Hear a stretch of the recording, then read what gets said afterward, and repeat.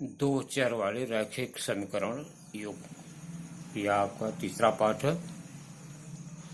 इसमें देखेंगे, पहले आप ये देखें कि हम समीकरण किसे कहेंगे और व्यंजक किसे कहते हैं। जैसे कोई चीज़ ऐसे लिखा है 3x + 5, तो यह एक व्यंजक है, यह एक बीजगणितीय व्यंजक है। लेकिन यदि इसी को हम यह लिखते हैं कि 3x + 5 = x - 3, या जब हम यह बराबर का चिन्ह का प्रयोग कर देते हैं तो यह तुरंत समीकरण हो जाता है। चाहे हम ऐसे लिखते हैं या हम लिखें कि 5x -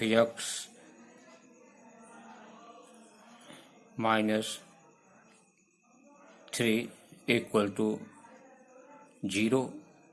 इस तरह से कोई भी चीज जिसमें बराबर का चिन्ह जब आ जाता है तो वह व्यंजक न रह करके वह समीकरण हो जाता है। इस तरह के समीकरण कहेंगे। इसमें आप ये देखेंगे कि यदि एक चर हो और उसके साथ उसकी घात 1 हो, जैसे यहाँ एक घात है, यहाँ भी एक घात है, चर एक ही है, यक्ष है, तो इसका मतलब कि यह एक रैखिक समीकरण है।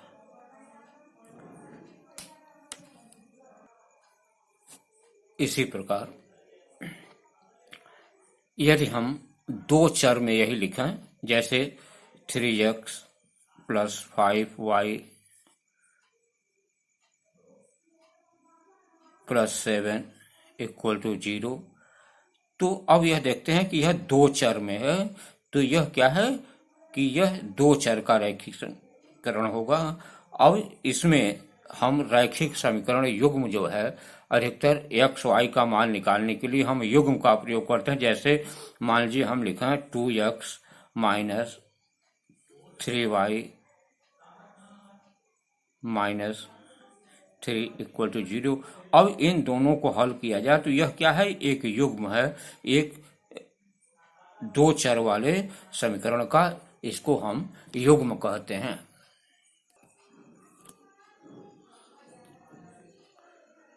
दो चर वाले मान लीजिए समीकरण कोई जनरल इक्वेशन है, a1x + b1y + c1 = 0, और दूसरा समीकरण है a2x + b2y + c2 = 0।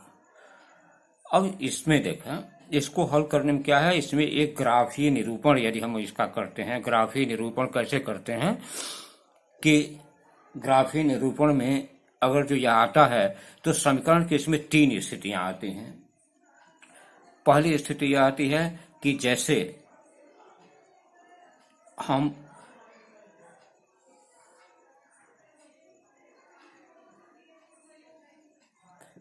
यह x और y अगर हम इसका ग्राफीय निरूपण करते हैं तो इसमें तीन स्थितियां आती हैं। पहली स्थिति आती है कि यह जो है, इसके जो समीकरण के जो हमारे यह स्ट्रेट लाइन जो मिलेगी या रेखा जो मिलेगा, पहली कंडीशन होती है कि दोनों रेखाएं एक दूसरे को किसी बिंदु पर ऐसे काटें। यदि इस तरह से जो है दोनों रेखाओं को यदि हम इसका आलेखीय निरूपण करें तो दोनों रेखाएं यदि किसी बिंदु पर काटते हैं तो इसका मतलब कि इसका एक अद्वितीय हल होगा।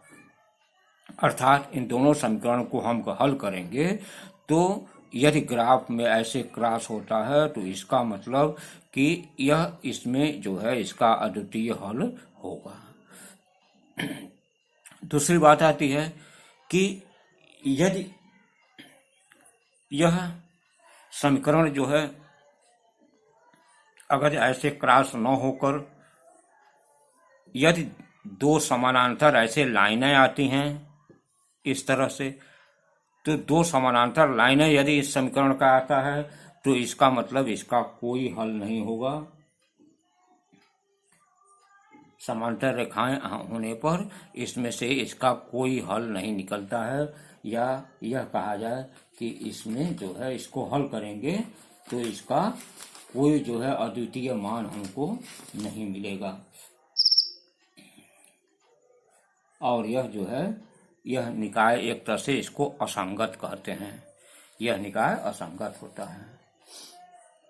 तीसरा कंडीशन होता है कि यदि एक रेखा है और इसी रेखा पर दूसरी रेखा भी कोइंसाइड कर जाए, मतलब एक रेखा दूसरी रेखा को भी ढक ले, तो इसके अनंत हल होंगे। एक रेखा को दूसरी रेखा अगर ढक लेती है तो इसका मतलब कि इसका अनेक हल होगा, अनंत हल होगा। और यह तीन ही कंडीशन होते हैं किसी भी समीकरण का। यदि हम आलेख खींचते हैं तो यही तीन स्थितियां जो है आपको मिलती हैं। यह तीसरी स्थिति है। इस तरह से आपको तीन स्थितियां इसमें मिलेंगी किसी भी समीकरण का, यदि हम आलेख बनाते हैं। इसके अतिरिक्त, आलेखन के अतिरिक्त, यदि हम इसको बीजगणितीय रूप से कैसे समझेंगे कि यह जो है इसका क्या हल होगा, तो इसके लिए, इसकी संगतता ज्ञात करने के लिए हम यह करते हैं कि पहला कंडीशन होता है कि यदि A1 बटा A2 is not equal to B1 बटा B2, यदि ऐसा होता है तो इसका मतलब यह होगा कि प्रतिच्छेदी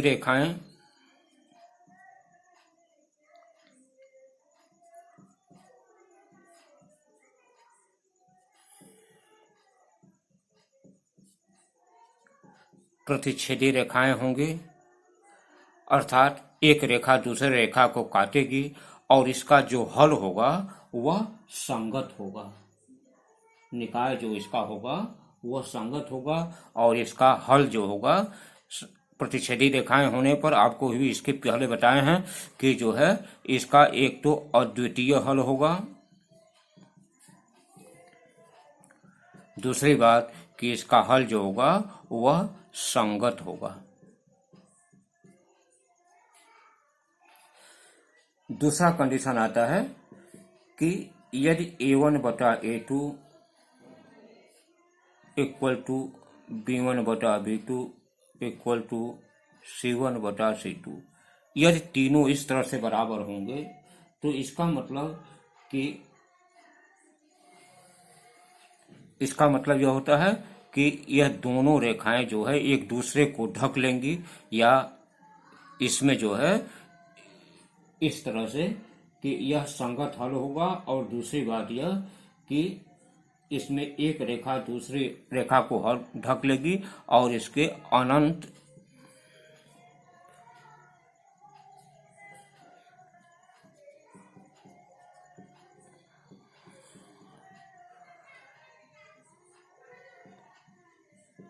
हल होंगे, संगत होंगे, अनंत हल होंगे और इसके संगत होंगे।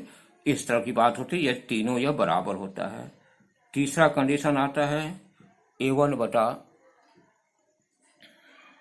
A2 इक्वल टू B1 बटा B2 but not equal to C1 बटा C2। ऐसे कंडीशन में दोनों रेखाएं समानांतर होती हैं और कोई हल नहीं होता। इस कंडीशन में कोई हल नहीं होता और यह इसका निकाय असंगत होता है।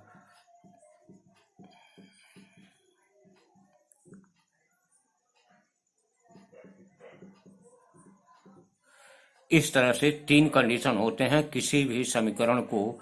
यदि हमें यह पता करना है कि उसका हल होगा या नहीं होगा, या कितने हल होंगे, या यह असंगत मान होगा, कोई हल नहीं होगा, तो इस नियम से हम क्या करते हैं कि उसका जो है हम यह ज्ञात कर लेते हैं उस समीकरण का कि हल होगा या नहीं होगा। प्रश्नावली 3.1 के यह क्वेश्चन है। इस क्वेश्चन को आप लोग नोट कर लेंगे पहले।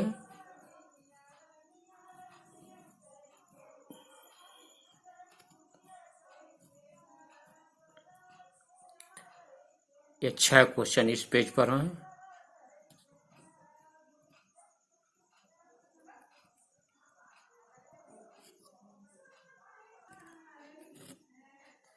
इसके बाद देखेंगे क्वेश्चन नंबर 7, 8, 9, 10, 11,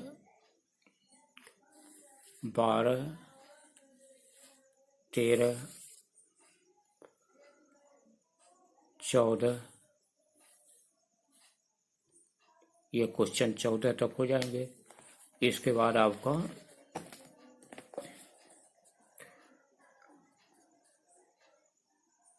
14 क्वेश्चन के बाद ये 15, 16, 15, 16, 17, 18, फिर इसके बाद इधर जो है आपका 19, 20, 21, 22, ये इतने क्वेश्चन हैं आपके। 22 क्वेश्चन तक हैं। इन क्वेश्चन को आप लोग नोट कर लेंगे। इसके अतिरिक्त इनका जो है यह आंसर दिया हुआ है।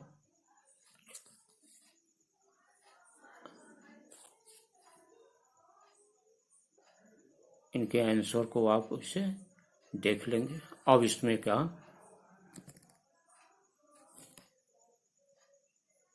इसमें देखा पहला सवाल है कि 5 वर्ष पहले जैकब की आयु उसके बेटे की आयु की 7 गुनी थी। 5 वर्ष बाद जैकब की आयु उसके बेटे की आयु की 3 गुनी हो जाएगी। इस स्थिति को बीजगणितीय एवं ग्राफीय रूपों में निरूपित कीजिए।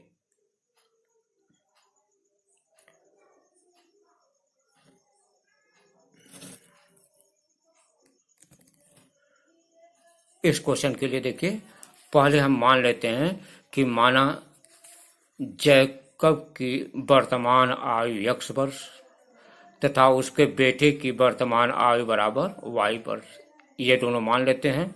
दो चर अलग अलग। 5 वर्ष पहले जैकब की आयु क्या होगी, x - 5 वर्ष। मतलब हम इसमें से 5 वर्ष पहले की निकालेंगे तो x - 5 वर्ष, और 5 वर्ष पहले उसके बेटे की आयु हो जाएगी y - 5 वर्ष। अब प्रश्नानुसार यह कह रहा है कि जैकब 5 वर्ष पहले जो है जैकब की आयु उसके बेटे की आयु की 7 गुनी थी। इसका मतलब x - 5 = 7 y - 5। यहाँ देखेंगे, इसको सॉल्व करें। x - 5 7 से इसमें मल्टीप्लाई कर देंगे, 7y - 35, और इसको आप देखेंगे पक्षांतर कर लेंगे तो यह आपका हो जाएगा x - 7y = -35 + 5, और यह x - 7y = -30। यह आपका पहला समीकरण है। दूसरा कंडीशन दिया है कि 5 वर्ष बाद जैकब की आयु x 5 वर्ष हो जाएगी, और 5 वर्ष बाद उसके बेटे की आयु y 5 वर्ष हो जाएगी। दूसरा कंडीशन है प्रश्न के अनुसार कि x 5 = 3y 5, मतलब इसके बेटे की आयु की 3 गुनी हो जाती है। तो यह करेंगे। इसके बाद देखेंगे कि यहाँ पर हम इस ब्रैकेट को खोल देंगे, सॉल्व कर लेंगे तो यह x - 3y = 10, यह आपका दूसरा समीकरण। अब इसको देखिए, आलेखन विधि से हल करने के लिए हम क्या करते हैं, समीकरण 1 को आलेखित निरूपण करने के लिए निम्नलिखित तालिका बनाते हैं। अब इसको पहले देखिए, पहले समीकरण को हम x - 7y = -30 को हम लिख सकते हैं 7y = x + 30, पक्षांतर करके y बराबर हो जाएगा x + 30/7। अब इससे जो हम तालिका बनाते हैं, x का भिन्न भिन्न मान रख करके हम y का मान निकालते हैं। तो x बराबर, अब x बराबर यदि हम यहाँ 5 रखते हैं तो यह 30, 5, 35 और 7 से डिवाइड होगा तो 5 हो जाएगा y का मान। इसी तरह से -2 रखते हैं तो 4 आ जाएगा, 12 रखते हैं तो 6 आ जाएगा, -9 रखते हैं तो 3 आ जाएगा, 40 रखते हैं तो 10 आ जाएगा। तो इससे आप क्या है, यह तालिका इतनी बड़ी न बना करके आप ज्यादा से ज्यादा 2 ही या 3 अंक का बनाएंगे। जैसे मान लीजिए एक यह बना लिए और एक आप मान लीजिए आप एक यह बना लिए, एक यह बना लीजिए, 2 ही 3 बनाइए, इससे ज़्यादा बनाने की ज़रूरत नहीं होती है, 2 ही 3 पर्याप्त है। इसी प्रकार देखिए अब मान लीजिए जो यह बना तालिका, अब हम यह मान लें कि यह बिंदु ए है, यह बिंदु बी है, सी है, डी है, इस तरह से बिंदु हो जाए तो इनका निर्देशांक जो है आपका इस अनुसार से यह निर्देशांक इसका हो जाएगा डी ई। यहाँ पर आप एक निर्देशांक 40-50, जैसे मान लीजिए आप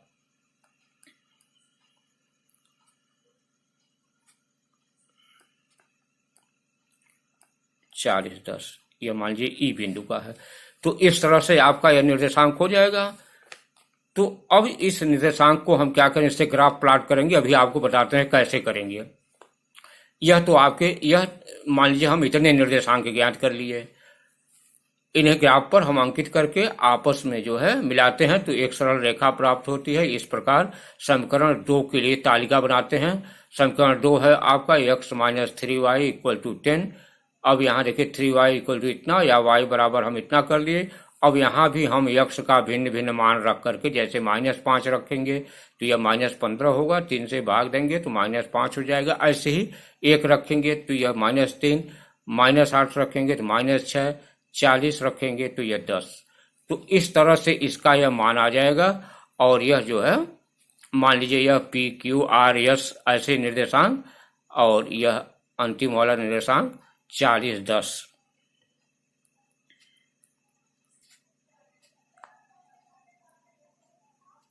इस तरह से आपके मान लीजिए हम 4 निर्देशांक निकाले, चाहे तो इसमें 2 ही या 3 आप निकालें, कोई आवश्यक नहीं है।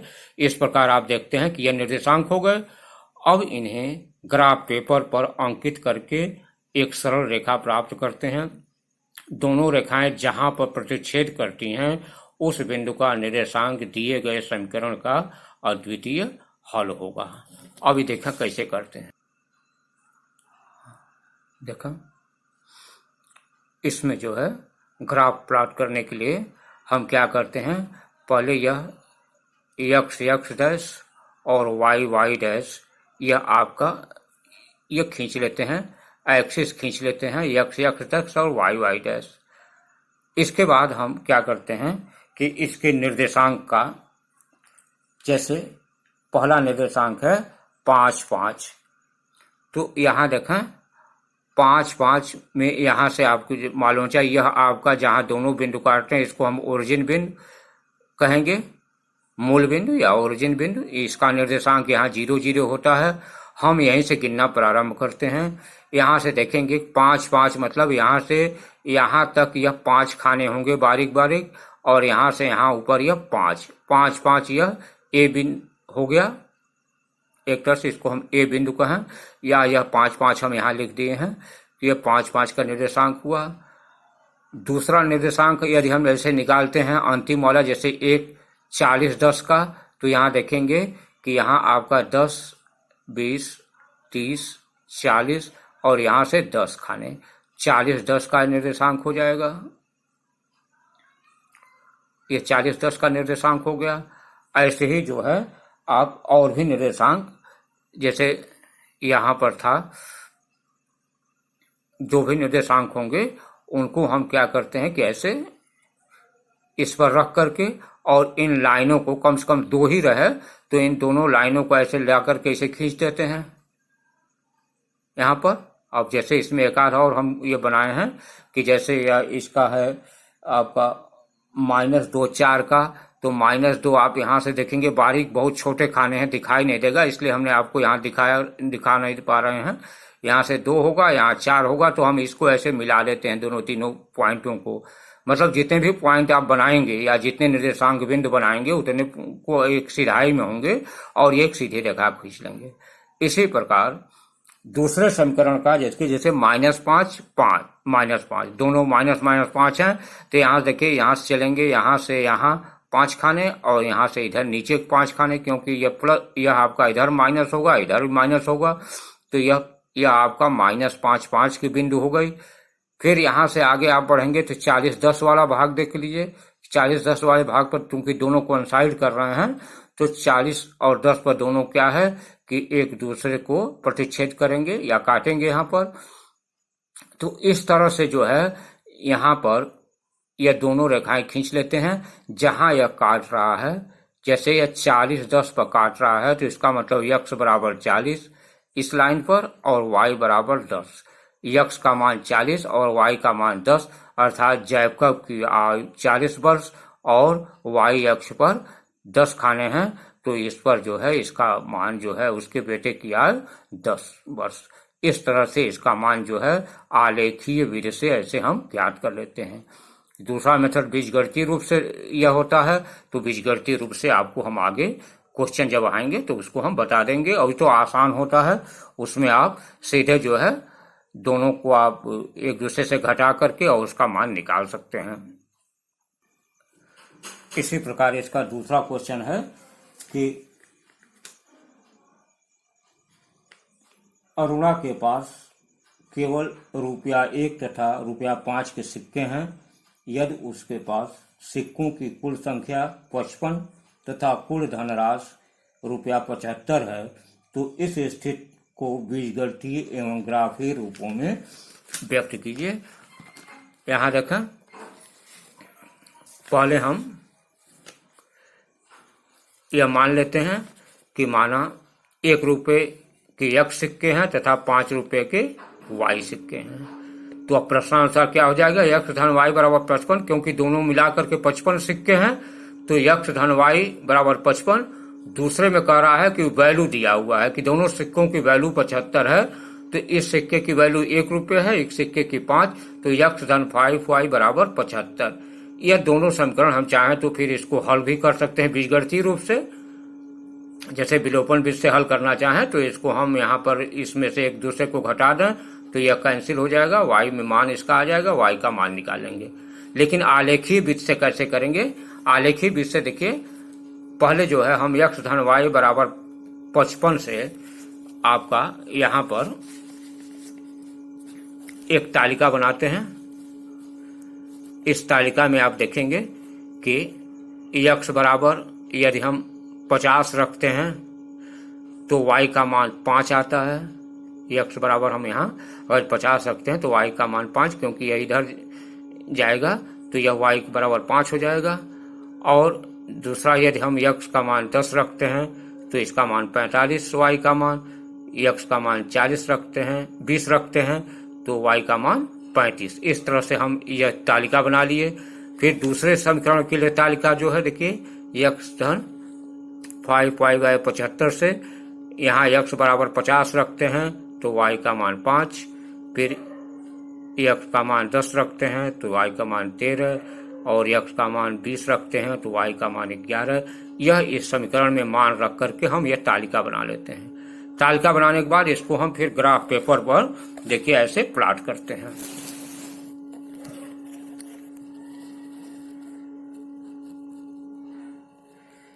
यहाँ देखेंगे कि यह आपका x अक्ष x डैश, यह आपका y डैश। यहाँ देखेंगे यह ओरिजिन बिंदु ऐसे बना लेते हैं ग्राफ में एक क्रॉस पर, तो यह 0 0 इसके निर्देशांक हो गए। अब यहाँ से हम पहले जो है जैसे मान लीजिए 50 और 5 को हमें यह डिनोट करना है, तो देखिए यहाँ से 10 20 30 40 50 और 5 खाने ऊपर, क्योंकि इधर आप 50 और ये 5 खाने ऊपर, यहाँ पर एक बिंदु हो जाएगा जो 50 5 का हो गया। दूसरा बिंदु जो है आपका है 10 45 का, तो देखें यहाँ पर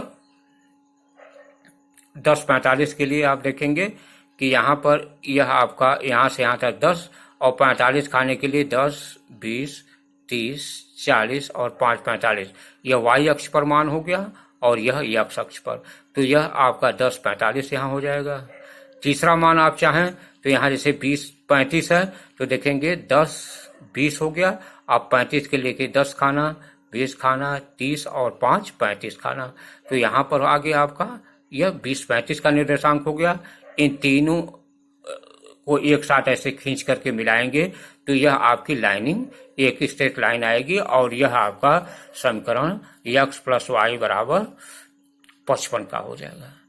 इसी प्रकार दूसरे तालिका में आप देखेंगे कि 50 ही पहला यह है, तो 50 का इसी पर चूंकि दोनों काटेंगे एक दूसरे को, तो 50 पहला हो गया, दूसरा हो गया आपका जैसे 10 13, तो देखेंगे कि देखिए यहाँ से यहाँ तक 10 हो गया और यहाँ से 12 और 3 खाने ऊपर 13 हो जाएगा।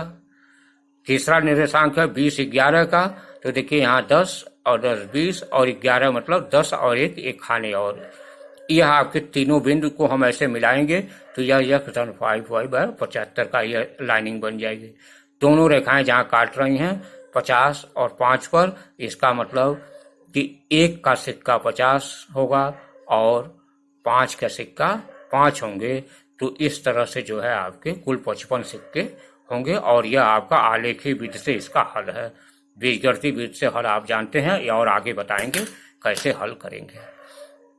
इसमें देखें एक चीज और आपको बता दें कि जो वीडियो हम भेज रहे हैं उसको आप डायरेक्ट चाहें तो YouTube से डाउनलोड कर लें और डाउनलोड करने के बाद तब देखेंगे तो आसानी से दिखाई देगा। डायरेक्ट देखने पर हो सकता है कि वह स्लो दिखाई दे या न दिखाई दे या कम दिखाई दे, तो उसको डायरेक्ट आप YouTube पर जो नंबर नीचे दिया रहता है उस पर आप डायरेक्ट वहां से YouTube पर जा करके और उसको डाउनलोड कर सकते हैं। इस तरह से आप उसको हल करेंगे।